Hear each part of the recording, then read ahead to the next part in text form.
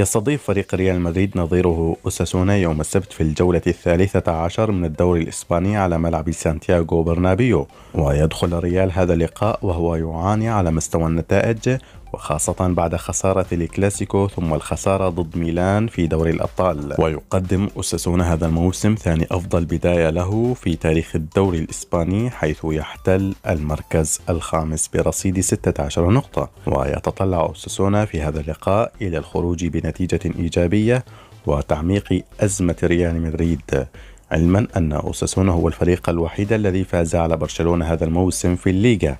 وسيكون تعثر ريال مدريد أمام أوساسونا الضربة القاضية للفريق الملكي وللمدرب الإيطالي كارلو أنشيلوتي الذي بات مهددا بالإقالة هذا الموسم. ويتواجد ريال مدريد في المركز الثاني برصيد 24 نقطة، ولديه لقاء مؤجل وبفارق 9 نقاط عن المتصدر برشلونة.